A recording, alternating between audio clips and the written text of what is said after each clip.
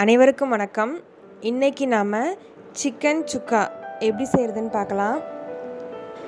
அதுக்கு முதல்ல ஒரு கடாயில் 2 டேபிள் ஸ்பூன் அளவு எண்ணெய் சேர்த்துக்கலாம். கூடவே 1 டீஸ்பூன் அளவு சீரகம், கொஞ்சமாக கருவேப்பிலை சேர்த்து நல்லா பொரியட்டும். கருவேப்பிலை நல்லா பொரிஞ்சதும் இன்றைக்கி நான் பெரிய சைஸில் ஒரு வெங்காயம் எடுத்து பொடி பொடியாக நறுக்கி வச்சுருக்கேன், அதை சேர்த்துடலாம். வெங்காயம் நல்லா வதங்கினதும் 2 பச்சை மிளகாவை நான் நீட்டமாக கீறி வச்சுருக்கேன், அதையும் சேர்த்து நல்லா வதக்கிக்கலாம்.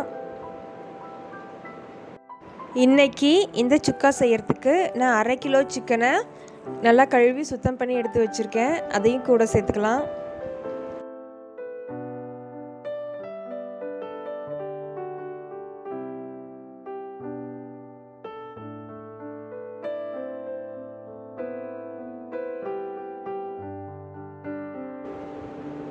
இப்போது 1/4 டீஸ்பூன் அளவுக்கு மஞ்சள் தூள், அப்புறம் இந்த சிக்கனுக்கு தேவையான அளவு உப்பு சேர்த்து நல்லா ஒரு தடவை கலந்து விட்டுறலாம்.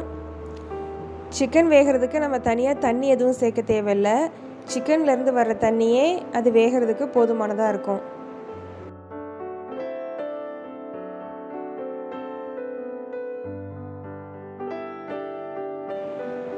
இப்போது 1/2 டீஸ்பூன் அளவுக்கு இஞ்சி பூண்டு பேஸ்ட், அப்புறம் நான் 2 தக்காளியை பொடி பொடியாக கட் பண்ணி வச்சுருக்கேன், அதையும் சேர்த்து நல்லா ஒரு தடவை கலந்து விட்டு மூடி போட்டு மூடி வச்சிடலாம். இது ஒரு 10 நிமிஷத்துக்கு அப்படியே இருக்கட்டும்.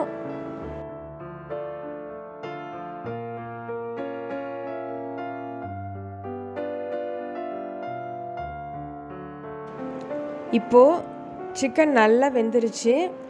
இது கூட இப்போ நம்ம மசாலா பொருட்கள்லாம் சேர்த்துடலாம். 2 டீஸ்பூன் அளவுக்கு மல்லித்தூள், 1 டீஸ்பூன் மிளகாய்த்தூள்,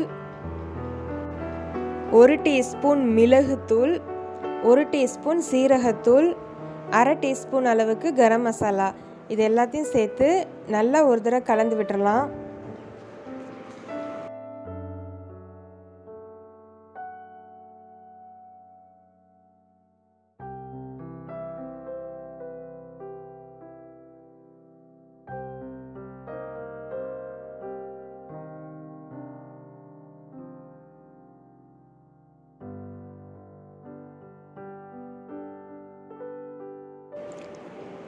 நல்லா கலந்து விட்டதுக்கப்புறம் மறுபடியும் மூடி போட்டு ஒரு 10 நிமிஷத்துக்கு வேக விடலாம்.